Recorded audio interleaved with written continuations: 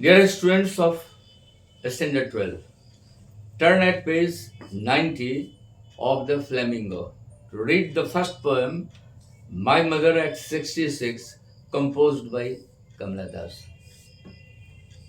First of all, I would like to draw your attention to the word my. Let's consider what does my here stand for. Does it stand for Kamala Das?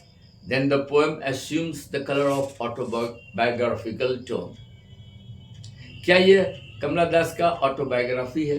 नहीं, यह एक regular very intense poem है जिसमें आई protagonist के लिए आता है, central figure and narrator के लिए आता है, जो एक डॉटर है और जो अपने जज्बात, अपने ख्यालात अपनी माँ के लिए कहना चाहती है, जो अभी 66 ईयर की हो चुकी है। दूसरा ध्यान हम लोग को इस बात पर देना है कि 66 ही क्यों, 67 क्यों नहीं, 70 क्यों नहीं और उससे ऊपर भी क्यों नहीं। Let me clear it that when the poem was published, of course it was composed earlier, but when the poem was published, the life expectancy of a woman used to be 65. So 66 age enters into the death zone. And we are going to study a death zone that Kamala Das perceives. 66 advance age है जिसमें senile DK, बुढ़ापे और ageing की वजह से बदन की कमजोरी, फ्रेलिटी जिसको आप कहते हो, और चेहरे पर जीवन शक्ति, जीवन आभा की झलक कम पड़ने लगती है। और बुढ़ापा अगर डिजीज्ड है, किसी बीमारी से ग्रसित माँ है और जिसकी मृत्यु को निकटवर्ती पाती है बेटी, तो उस वक्त जब वह अपनी माँ की हाथ को अपने हाथ से फिसल के निकलते हुए, दूर जाते हुए, मृत्यु के अंधेरे की तरफ बढ़ते हुए पाती है, तब उसके ख्यालात कैसे हैं, उनके जज्बात कैसे हैं। क्योंकि जब स्ट्रॉन्ग बॉन्डिंग है डॉटर और मदर के बीच में, तब ये feeling of detachment, separation and severe loss किस ढंग के एप्रीहेंशंस पैदा करती है, आशंकाएं पैदा करती हैं, दर्द पैदा करती हैं, ये इस कविता में आप देखेंगे। डेथ जोन को कमला दास ने बड़ी माइन्यूटली रखा है, जो चेहरे पर झलकती है वृद्धा के और प्रौढ़ महिला। अगर माँ 66 की है तो बेटी कमला दास या कोई भी नैरेटर 40-45 का होगा और उसकी अपनी बेटी 18 और 20 की होगी। तो उस उम्र में जा करके क्या कोई वाकई अपनी माँ से उतना अटैच्ड रह सकता है, जबकि उसकी लायबिलिटीज बच्चों की भी बढ़ रही है। 45 से 50 का उम्र ऐसा होता है जब अपने लायबिलिटीज को लोग पूरा करते हैं, न्यूक्लियर फैमिली में अपने बच्चों पर ध्यान देते हैं। लेकिन कमला दास की इस कविता में नैरेटर ने अपने माँ के प्रति जो कुछ भी महसूस किया है उसको समझने से पहले, यानी before we set out to read the poem, let us give a glance to the rectangular block at the end of the poem just below the questionnaires. आप देखें क्वेश्चन नंबर 5 के नीचे एक ब्लॉक बना हुआ है रेक्टेंगुलर, जिसमें कुछ लिखा हुआ है, उसको गौर से पढ़ें। मैं पढ़ देता हूं आपके लिए। लिखा हुआ है, notice that the whole poem is a single sentence. The whole poem is a single sentence. आप देखेंगे वो भी डॉट डॉट डॉट डॉट के साथ एंड कर जाता है, पंक्चुएटेड बाय कॉमर्स, तो the sentence is not even complete. You will not see any full stop in the whole poem. Up it indicates a single thread of thought. पूरी कविता में एक single thread of thought है, interspersed with observation of real world around and the way these are connected to the main idea. तो main idea क्या है, वो single thread क्या है जिस पर पूरी की पूरी कविता की थीम टिकी हुई है, इसी को पॉइंट आउट करते हुए अगर इस पोएम को पढ़ें तो पूरी अंडरस्टैंडिंग हो जाएगी। और ये सिंगल थॉट डेथ है, जैसा कि मैंने 66 ईयर ऑफ एज के दायरे में बताया कि यहां से डेथ जोन शुरू हो जाता है। अब आइए इस बात को पहले सोच ले, तब कविता पढ़ेंगे कि क्या डेथ हर हालत में दर्दनाक होता है? क्या इसके साथ शौर्य और कीर्ति नहीं जुड़ी हुई है? जब जवान सरहद पर अपनी कुर्बानियां देता है, उस मौत में भी दर्द है कि शौर्य है और कीर्ति है? क्या उस मौत में भी हम दर्द महसूस करते हैं जब मरीज मृत्यु शैया पर महीनों से पड़ा हुआ है और लोग उसके मुक्ति के लिए प्रार्थना कर रहे हैं? Then death is a happy release from the bondages of life and burdens of life. यहां तक कि मरीज भी चाहने लगता है, आप डेथ जोन में हैं, कि वो अब निकल जाए इस दुनिया के झमेले से तो अच्छा है। पड़ोस में मृत्यु होती है, क्या आपके दिलो दिमाग को ये छूती है? ट्रेन एक्सीडेंट में सैकड़ों लोग मर जाते हैं, आप इसको न्यूज की तरह लेते हैं, क्या ये डेथ आपके दिलो दिमाग को छूती है? एक कैंसर का पेशेंट मरता है, आप पहले से जानते हैं कि ये मर जाएगा। हाँ, dying in degrees affects your mind and sensibility of course, लेकिन इनएविटेबल डेथ है, यह होना ही है। It is impending and bound to happen. तो ऐसे हालात में भी दर्द बहुत दर्दनाक नहीं है, लेकिन हाँ, full of depression and despair तो जरूर रहता है। कोरोना के काल में आपने देखा कि बहुत सारे लोग मरे और मौत सस्ती हो गई। बेटा बाप की लाश तक लाने नहीं गया। भय का वो आतंक था कि मृत्यु का भय और दर्द शून्य पर गया। मेरे कहने का मतलब है दोस्तों कि मृत्यु कब दर्दनाक है, आइए आप भी जानते हैं और हम भी कह दें। मृत्यु तब दर्दनाक है जब अटैचमेंट बहुत स्ट्रांग हो। यहां बेटी और मां का अटैचमेंट बहुत स्ट्रांग दिखलाया गया है।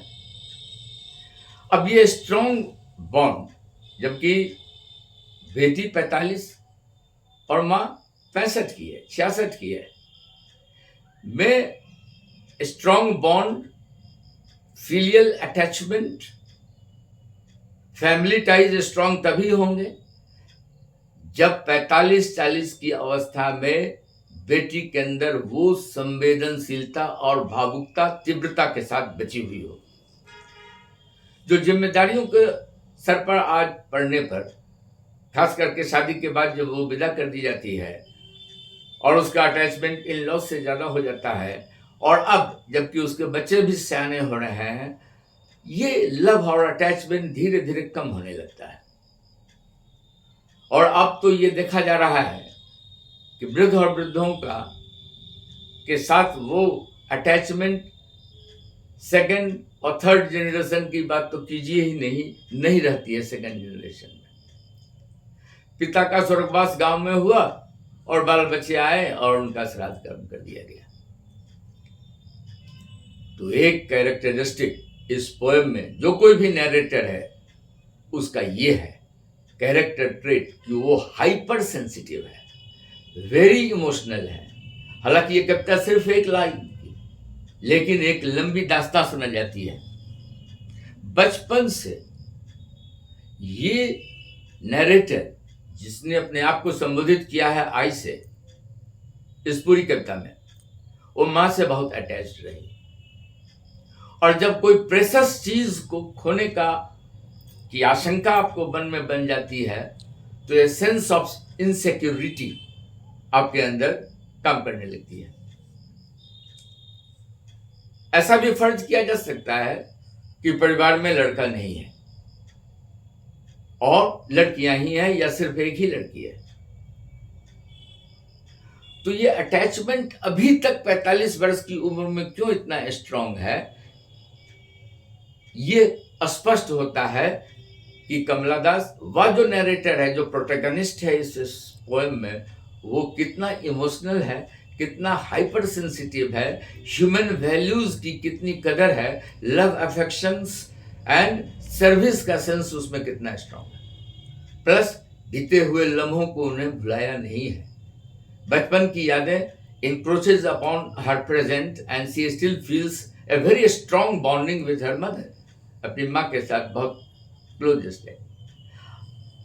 अब माँ कोचीन में है, इनका मायका कोचीन में है और ये रहती है अपने बच्चों के साथ कहीं और है। ऐसा लगता है कि इनकी तबीयत खराब हुई और नैरेटर व कमला दास अपनी माँ को देखने आई, रही, कुछ वक्त बिताई और अब लौट रही हैं कार से और बगल में इनकी माँ बैठी हुई है। Plot structure now begins my dear friends, let's read the poem.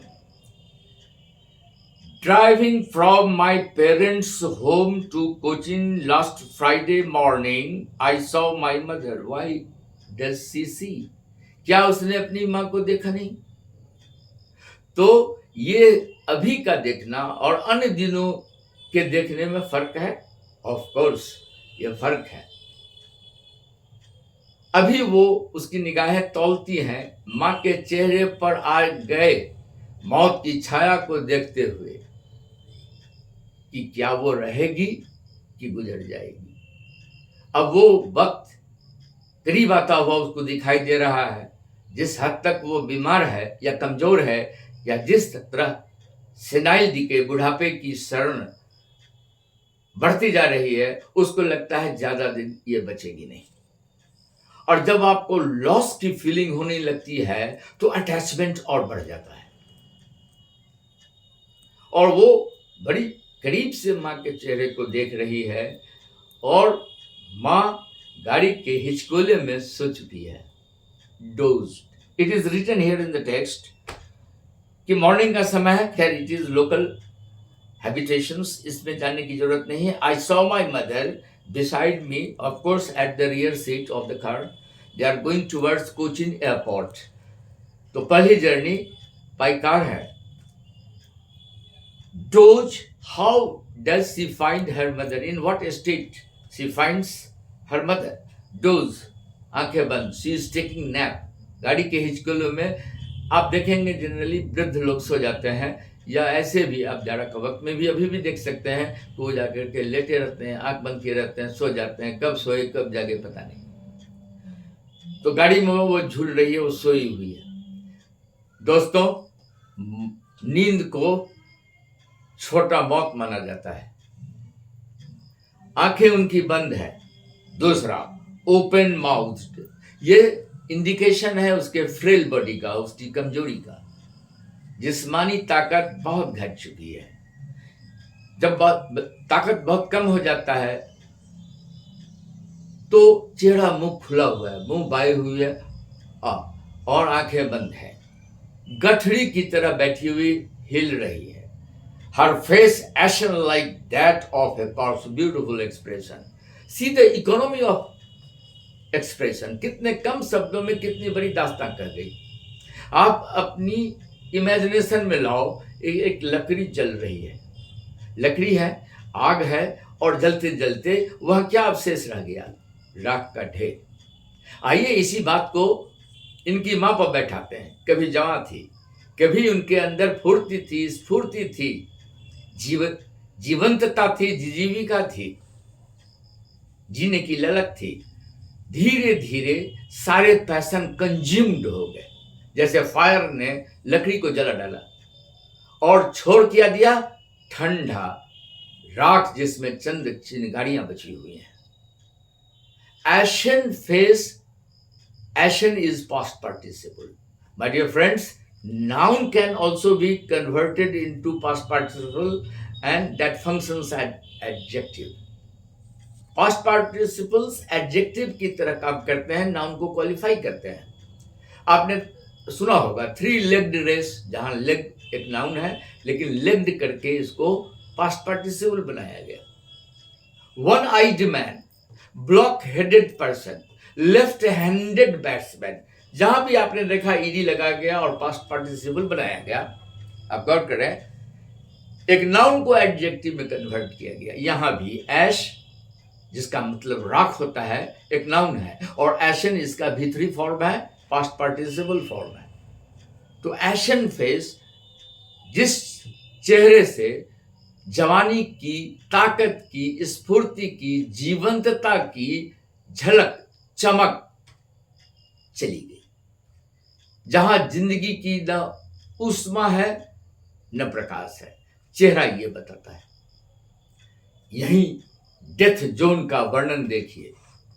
जीवन की संध्या में नजदीक आती हुई बढ़ते हुए अंधेरे को देखिए, उस ठंडक को देखिए जो राख में होती है आग के चले जाने के बाद।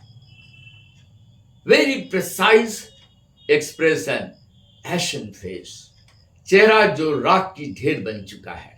अब इसकी तुलना की गई है उस चेहरे से जो लाश की होती है। आइए, लाश के सारे ऑर्गन डिफंक्ट हो चुके होते हैं, चेहरे पर दिमाग की इंटेलिजेंस की कोई झलक नहीं होती है। कहते हैं face is the index of mind. हम जिंदा हैं तो हमारे चेहरे की, हमारे व्यक्तित्व की झलक हमारे चेहरे पर होती है, लेकिन मुर्दे के चेहरे पर ऐसा कुछ नहीं होता है। सिमली है और मेटाफर भी है। एशन फेस को देखें तो ये एक ढंग का मेटाफर है। जिस प्रकार आग लकड़ी को जलाकर राख छोड़ देती है, ऐसा लगता है जवानी इस महिला को छोड़ चुकी है, जहां न उष्मा है, न आंखों में प्रकाश है, न जीने की ललक है। यह है वृद्धावस्था। जीवन की संध्या का बहुत सुंदर वर्णन किया है। इसलिए मैंने एम्फसाइज किया कि 66 इयर्स का क्या सिग्निफिकेंस है, जहां से जिंदगी हाथ छोड़ देती है और आदमी के आगे सिर्फ मौत है, पीछे देखने के लिए कुछ नहीं। तो वो ठंडक और इस चेहरे की तुलना, एशन फेस की तुलना की गई किससे? लाश के चेहरे से, जिस पर कोई जिंदगी के अलामत नहीं है, जिस पर जिंदगी के कोई लक्षण दिखाई नहीं देते हैं। तो इन्होंने देखा आंख मूनी हुई मां, मुंह खोले हुई मां, सब कुछ बता रहा है कि she is inching towards grave. और आपके जहन में एक और दृश्य आएगा, चिता पर रखी हुई लाश जो जल करके अंत में राख हो जाती है। सब ओवरटोन है जो इस 3-4 लफ्ज में पैक कर दिए गए। मैंने आपको पहले भी कहा कि this poem is well known for the economy of expression. Minimum में मैक्सिमम पॉसिबल कहना संभव हो सका है कमला दास के लिए, इसलिए क्योंकि इंस्पिरेशन बहुत स्ट्रांग है। फीलिंग मां के लॉस की, उनसे सेपरेशन की बहुत स्ट्रांग है। She is second to the root, क्योंकि वो हाइपर सेंसिटिव है। मैंने आपको पहले भी कहा कि कोई जरूरी नहीं कि आज के जमाने की 45 वर्ष की महिला ये अटैचमेंट अपने 70 वर्ष मां के लिए महसूस करे, कोई जरूरी नहीं।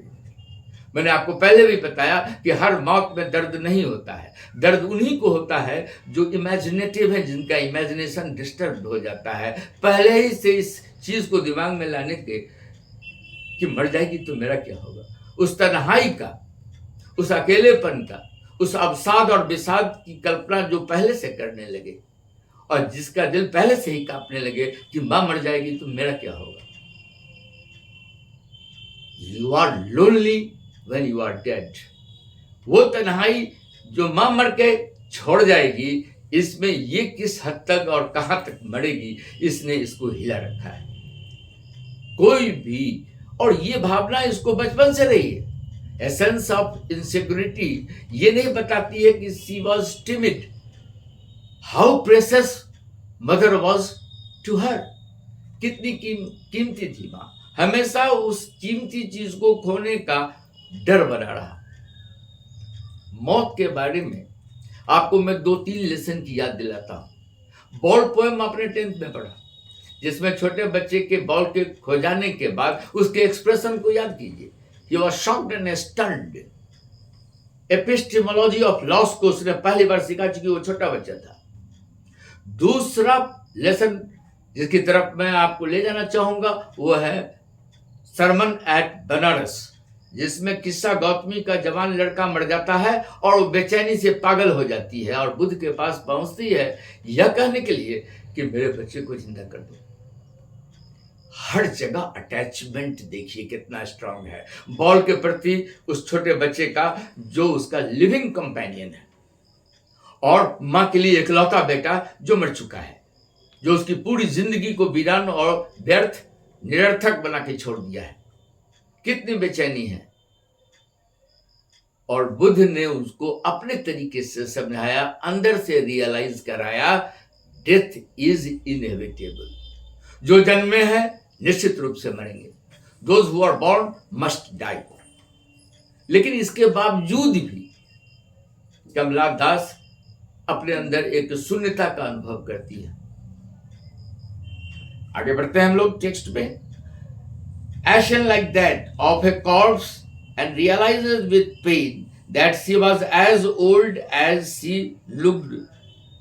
अब आइए फिर एजेज करके एक सिमिलिटी दी गई है। इसका क्या मतलब? She was as old as she looked, यानी कि चेहरे के जो एक्सप्रेशंस हैं जिससे कि मौत झलकती है, तो जो फेशियल एक्सप्रेशन है उसका, फिजिकल अपीयरेंस कहिए, वो advance aged and senile decay से मेल खाता है। ऐसा नहीं कि she appeared like a corpse, अभी वो जीवित है, मरी नहीं है। उसके एप्रीहेंशंस इसको हॉन्ट करते हैं कि बचेगी नहीं। ऐसा लगता है चेहरे को देख करके कि चली जाएगी। और ये चीज इसको इतना तकलीफ देती है कि यह इस विचार को झटकना चाहती है। She wants to get rid of this haunting and painful fear, and for this purpose she look outside through the window of the car. Car की खिड़की से वो बाहर देखती हैं और क्या देखती हैं? आइए, जो ब्रैकेट में लिखा हुआ है वो लिखा हुआ है कि interspersed with observation of real world around. पूरी एक धारा है, मौत की धारा, जिसमें बीच बीच में इंटरप्शंस हैं, कुछ छिड़काव किए गए हैं, जैसे अपने बेचैनी को कंट्रोल करने के लिए। इसमें इमोशन को हमेशा सप्रेस करता हुआ आप पाएंगे। अंत तक देखेंगे कि उसने अपने अंदर आई खलबली को दिखने नहीं दिया अपनी माँ को। तो अभी भी अपने बेचैनी को कंट्रोल करने के लिए खिड़की के बाहर देखती है, हालांकि बाहर देखने पर इनकी बेचैनी और बढ़ ही जाती है। अब हम लोग दो तरफ बढ़ेंगे। बाहर में उन्होंने दो दृश्य देखा। That thought put away and looked out at young trees. Young trees means laden with new leaves. जो जाड़े में डिन्यूडेड हो गए, पत्ते खो दिए, झड़ गए, उनमें नए पत्ते निकल आए। या आप ये भी समझ सकते हैं जो पौधा रोपा गया वो बड़ा हो गया। तो किनारे में, रोड के किनारे में कई पेड़ खड़े हैं। Or when you are sitting in a moving body like car, speeding ahead, all the stationary things like trees and houses and shops will appear you gushing backward. गाड़ी की गति आगे की तरफ हो तो तमाम स्थिर वस्तुएं पीछे की तरफ जाती हुई, दौड़ती हुई नजर आएंगी। बहुत क्विकली पास करती है। ट्रेन में भी आपने ऐसा महसूस किया होगा। ये रिलेटिव वेलोसिटी के कारण होता है। साइंस के स्टूडेंट इसको बेहतर समझेंगे। लेकिन आप जिस गाड़ी में बैठे हुए हैं, दरअसल वो गाड़ी मूव कर रही है और जो चीज पीछे भागती हुई नजर आती है, मानो कि किसी रेस में हो, एक पेड़ के बाद दूसरा, दूसरे के बाद quickly, in quick succession they appear before your eyes. ये ऐसा लगता है जैसे पेड़ किसी रेस में हो।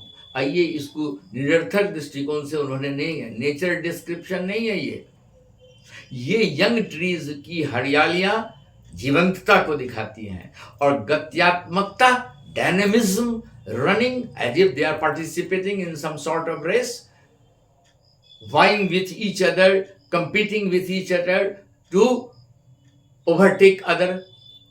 ऐसा रेस लड़ रही हो. यहाँ ट्रीज का पर्सनिफिकेशन है. फिगर ऑफ स्पीच पूछता है तो कहिए trees are personified as if they were human being and they are participating in a race. ये गत्यात्मकता, डायनामिज्म एंड ग्रीनरी लाइफ का सिंबल है. निश्चित रूप से जो नैरेटर कार में बैठी हुई हैं और अपने दुखद विचारों से मुक्ति चाहती है, उनको एक झटका लगा होगा. दूसरा दृश्य देखिए. एक मकान है जिसके अंदर से सारे बच्चे उछलते, उमंग में उत्तेजित हुर्र से निकलते हैं. इसको बहुत खूबसूरत लफ्ज दिया है कमला दास ने, स्पिलिंग. अब स्पिलिंग का मतलब होता है फ्लो ओवर. जैसे आप कल्पना करें कि एक चूल्हा है, उसके ऊपर डेगची रखी हुई है, कंटेनर है, उसमें दूध है, तो वो दूध उबल के चारों तरफ से गिर गया. इसको कहेंगे मिल्क स्पिल्ड ओवर. अब देखिए, कमरा एक डेगची है जिसके अंदर बच्चे हैं, गर्म जोशी से बच्चे, उत्साह और उमंग में बच्चे तेजी से रूम के बाहर निकले. छोटे बच्चे हैं, जिंदगी की शुरुआत में है, एनर्जी से पैक्ड हैं. They are brimming with enthusiasm, excitement and they are full of energy, packed with energy. वो निकलते हैं हुर्र करते हुए. ये दो नजारा उन्होंने देखा, ट्री का स्प्रिंटिंग और चिल्ड्रन का स्पिलिंग. स्पिलिंग हमेशा लिक्विड का होता है. ग्लास में पानी भरेंगे, ग्लास स्पिल ओवर कर जाएगा, ओवर फिल्ड, तो निकल जाएंगे, जितने अतिरिक्त पानी है बाहर निकल जाएंगे. इसको स्पिलिंग ओवर कहते हैं. तो यहां पर बच्चों को spilling out of the room कहा गया है, एक ही चीज को दिखलाने के लिए. ऊर्जा, उमंग, उत्साह, जिंदगी के लक्षण देखिए. और गाड़ी के अंदर माँ की अवस्था देखिए. बाहर इन ट्रीज की, ट्री भी लिविंग बीइंग है और बच्चे अभी शुरुआती दौर में ह्यूमन बीइंग है. इन दोनों को दिखलाया है कि यहाँ जिंदगी है और यहाँ मौत है, जो करीब में है, आसपास. लर्किंग राउंड द लेडी, मौत है. गठरी बनी सिमटी हुई ये वृद्धा बैठी हुई है कार में. तो these two imagery of trees and children spilling out of the room presents a sharp contrast. Contrast से दोनों चीज हाईलाइटेड होता है. ब्लैक बोर्ड पर अगर मैं उजले से लिखूं तो उजला हाईलाइटेड करता है ब्लैक, और ब्लैक भी हाईलाइटेड होता है उजले से. यानी कि अपनी माँ की आने वाली भविष्य में मौत का रियलाइजेशन दुगुना हो जाता है इन बच्चों की जीवंतता और पेड़ों की हरियाली को देख करके. यूं कहिए कि जिस बात के लिए इसने खिड़की के बाहर देखना चाहा, दरअसल वो राहत इनको मिली नहीं. और ये कंट्रास्ट क्वेश्चन नंबर 2 और 3 आप देखेंगे क्वेश्चनेयर में इसी पर आधारित है. आगे बढ़े हम लोग. उसके बाद गाड़ी पहुंच जाती है कहाँ? एयरपोर्ट पर. सिक्योरिटी चेकिंग होती है और सिक्योरिटी चेकिंग के बाद आप देखते ही हैं, आपने ट्रेवल किया होगा, you must have travelled by air. तो सिक्योरिटी चेकिंग के बाद आप बोर्डिंग पास लेते हैं और बोर्ड करने के लिए जाते हैं. तो अब पार्टिंग सीन है. That narrator of the poem or protagonist in the poem, or you may say even Kamala Das, autobiographical element के साथ अगर पढ़ना चाहते हैं तो कह सकते हैं कि she is going to bid final goodbye to her mother. लेकिन ये सेपरेशन के समय उसके अंदर एक भय बैठा हुआ है कि कहीं ये आखिरी मुलाकात तो नहीं, कहीं ये सेपरेशन फाइनल तो नहीं. अब हम अगली बार मिले तो मां की मृत्यु की खबर के बाद उसकी लाश को देखने के लिए मिले. लेकिन आप पेशेंट के पास कभी भी अपनी भावना को इस ढंग से व्यक्त नहीं कर सकते हैं कि उसके अंदर विश्वास टूट जाए जीने का, उसके अंदर जीविका मर जाए, उसकी जीवंतता और माने डिप्रेस्ड हो जाए. तो बेहतर यही होता है कि जब भी आप पेशेंट से मिलें कहें आज तुम कल से बेहतर दिखते हो, और वो कहेगा हाँ, कहेगा बिल्कुल. फेथ की रिकवरी आपने लास्ट लीफ जैसे स्टोरी में भी देखी होंगी, जिसमें उसको विश्वास हो गया था कि आखिरी पत्ता गिरते ही मैं मर जाऊंगी, और आखिरी पत्ता बेहमन ने मास्टरपीस एक नकली बना के पेड़ में लगा दिया और उसके अंदर फेथ जागृत हुआ।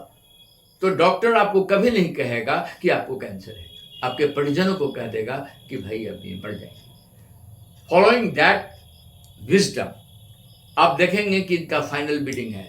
अब देखिए कि ये जाने से पहले एक बार फिर माँ को चेत है। Why does she look twice at the face of the mother?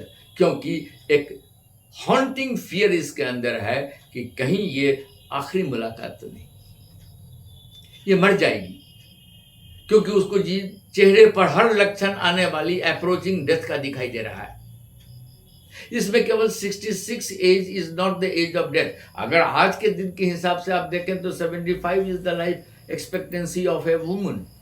आज 75 वर्ष का एवरेज औसतन उनकी उम्र है, लेकिन जिस वक्त ये कविता लिखी गई, लेखिका के जहन में 65 था। And from 66 onwards the death zone begins. और डेथ का वो अंधेरा, वो एक डैम्पनेस, एक कोल्डनेस आप देखेंगे कि उसने बहुत सुंदर से पिक्चराइज किया है जब उसने एशन फेस कहा। और अब कहने जा रही है, देखिए, I looked again at her wan pale face। दो एपिथेट का प्रयोग किया है, दो एडजेक्टिव का प्रयोग। वैन का मतलब फ्रेल भी होता है, वीक भी होता है, और यहां पर ज्यादातर कलरलेस लिया गया है। एक युवा आदमी के चेहरे पर एक रंगत होती है, एक हाव भाव आते जाते रहते हैं, क्योंकि उसकी धमनियों में खून की रफ्तार ज्यादा है, गर्मी ज्यादा है, यूथ है, उसमें कार्य कुशलता, कार्य क्षमता ज्यादा है, तो चेहरे पर एक आभा होती है। तो वो रंगत फेड कर गया। जैसे वेदरिंग में कोई नीले रंग का शर्ट है, अगर आप धूप में छोड़ दीजिए, बारिश हो रही है, धूप में है, हवा में है, 6 महीने के बाद उसको देखिए, वो उजला हो गया। That is wind, faded, colour ही खत्म हो गया है। ये कितना खूबसूरती से डेथ को दिखलाया है। Death is the central idea my dear friends in this poem. और death of a particular kind, मैंने आपको वैरायटी ऑफ डेथ दिखलाया। कोरोना में भी डेथ हुआ, फ्रंटियर पर हमारे जवान भी मरते हैं, उसका भी डेथ होता है, क्या वो पेनफुल है? पड़ोस में कुछ मर गया, क्या आप उससे अफेक्टेड होते हैं? ट्रेन में कई लोग मर गए, हादसा हुआ, क्या आप उससे अफेक्टेड होते हैं? क्या इन मौतों में वो मौत भी शामिल है जो आपकी माँ की है, आपके पिता की है, और खासकर तब जब आपका इमोशनल बॉन्डिंग अभी तक बचा हुआ है? मैंने फिर आपको समझाया कि अगर माँ 66 की है तो नैरेटर और उसकी बेटी 45 की होगी, जहां से इमोशन ठंडा होना लगता है। और खास करके बेटियां जब विदा हो जाती हैं तो माना जाता है कि उनका घर छूट गया, मायके छूट गया, लेकिन यहाँ नहीं है। वो मायके आई हैं, उनका अटैचमेंट अभी भी वैसा ही है जैसा कि बचपन में था, यानी कि बीते हुए जमानों, बीते हुए लम्हों, बीते हुए दिनों की याद अभी भी ताजा है उसके अंदर, और वो माँ को लूज करने के स्थिति में नहीं, बहुत इंटेंसली सैड है। तो उसने उस बार फिर चेहरे को देखा, मुआयना किया उस चेहरे पर लक्षण देखने की कोशिश की कि क्या ये बच नहीं सकती है। तो इसको लगा नहीं, the face is when, colourless, इसमें अंदर जीवन की जो शक्ति है उसकी आभा ही नहीं है। और पेल डिजीज चेहरे को कहेंगे। Green leaves and pale leaves का जो डिफरेंस है वो आप समझें। पतझड़ में सारे पत्ते हरे से पीले हो जाते हैं, तो पेल का मतलब यहां पर है डिजीज, डिकाडेंस शुरू हो चुका है। तो वैन पेल चेहरे की तुलना की गई है विंटर मून से। और winter is the last month of the year, old age is the last phase of life. Winter is a symbol of death and decay। Snowfall होता है, सारे पत्ते गल जाते हैं, सड़ जाते हैं, फिर जाते हैं, और बचे हुए सीड हाइबरनेशन में चले जाते हैं। स्प्रिंग इज रिजुबिनेशन, पुनर्जागरण होता है, सीड फूटते हैं, पौधे निकलते हैं, पत्ते में हरियाली आती है। स्प्रिंग जीवन का बसंत है, यौवन है, सब कुछ है, आनंद जीने के लिए है। लेकिन अटैचमेंट लाइफ से वृद्धों का खुद भी कम होने लगता है, क्योंकि उनको मालूम है those who are born must die. इससे बिटर ट्रेजेडी लाइफ की क्या हो सकती है? Death is the greatest pain, death is the greatest tragedy upon which Kamala Das is expressing her feelings in the most intense and poetic way.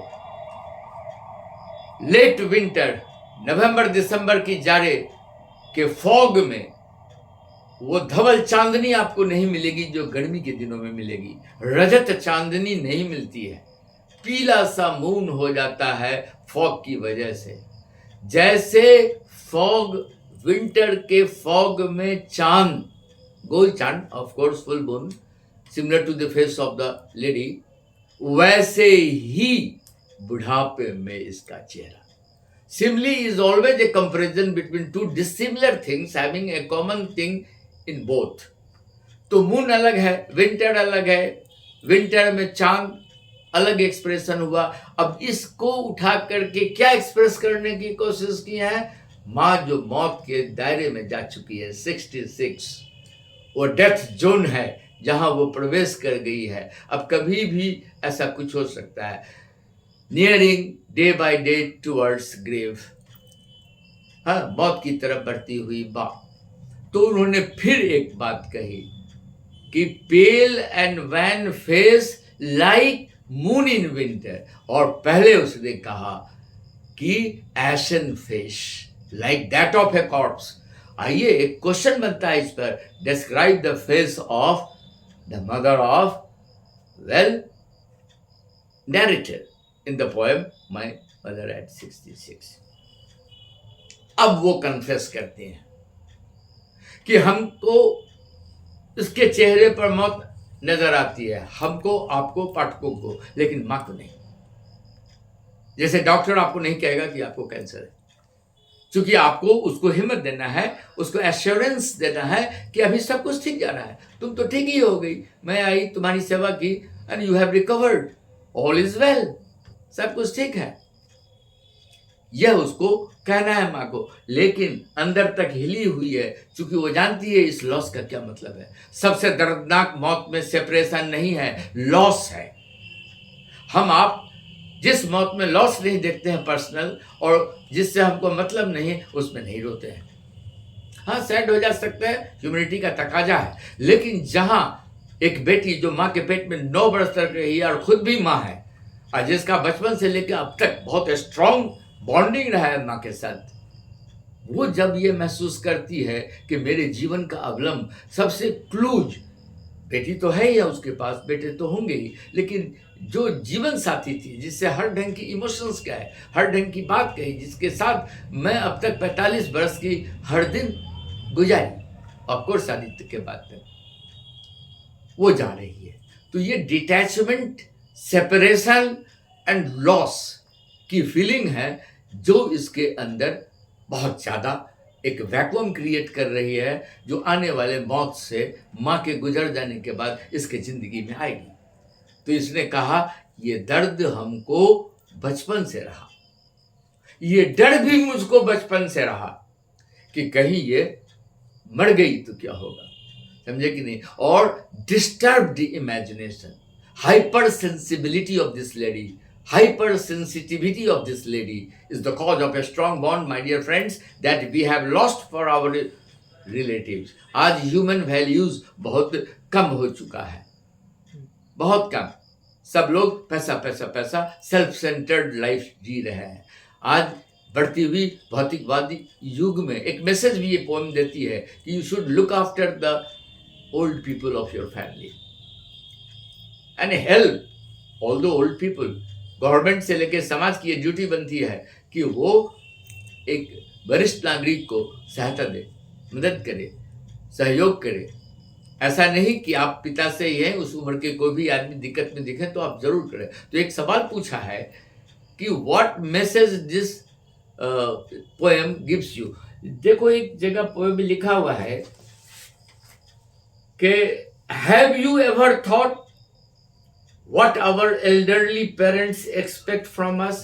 ये छोटा सा line question का आधार बना देता है कि ये मैसेज क्या देता है। We should take care of elderly people because they are frail, they are weak, they need supports, they can not live on their own, खुद अपने आप बल पर वो जीवित नहीं रह सकते हैं। दैट फैमिलियर ऐसा दर्द जो बराबर उसने महसूस किया, केवल 4 बरस में नहीं, 10 बरस में नहीं, 15 बरस में नहीं, 27 बरस की जब हो गया और शादी हो गई तब भी नहीं, हमेशा उसका ये अटैचमेंट मां से बना रहा।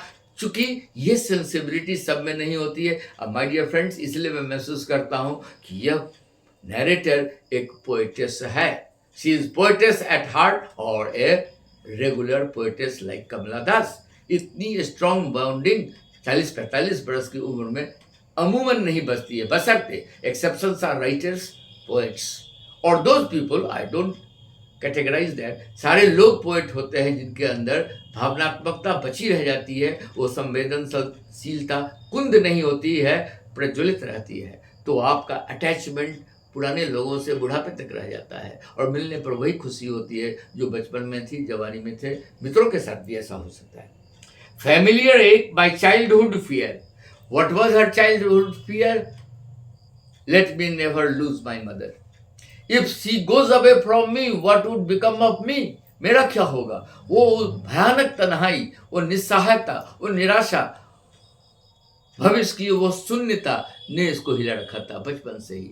तो एक सेंस ऑफ इनसिक्योरिटी इसके अंदर ऐसा मुझे लगता है बराबर रही, लेकिन इसकी वजह यह रहा कि इसका ओवर डिपेंडेंस ऑन मदर और मदर का over caring of the daughter, इससे उनके बीच बहुत स्ट्रॉन्ग बॉन्ड बना, जो बॉन्ड अभी तक है कायम, और जिसकी वजह से जैसे दांत उखड़ते हैं तो आखिरी लम्हे तक झूलते रहते हैं और आप उसको तोड़ के निकालने की से डरते हैं।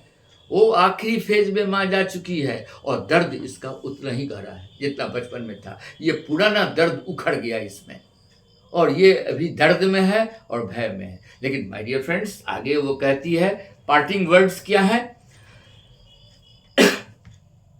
But all I said was, but का महत्व बताइए।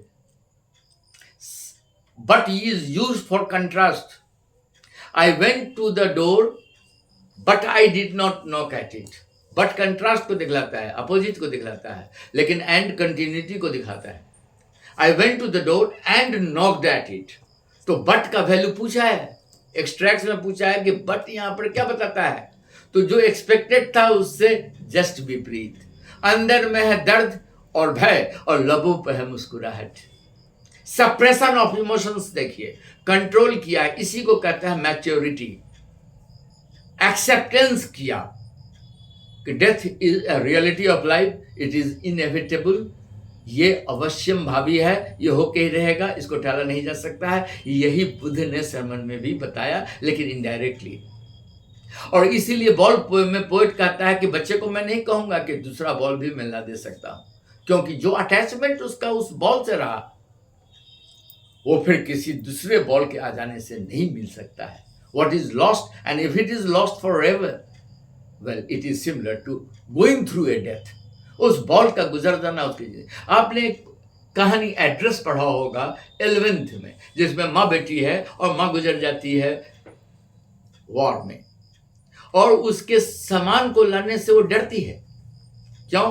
क्योंकि उन सामानों से वो यादें ताजा हो जाएंगी, जिससे इसके माँ के गुजरने का जख्म रिसने लगेगा, ब्लीडिंग करने लगेगा, और वो चाहती है कि अब अपने आप को संभाले, इसको एसिमिलेट करे, डाइजेस्ट करे, इस ट्रुथ को एक्सेप्ट करे कि वो नहीं रही।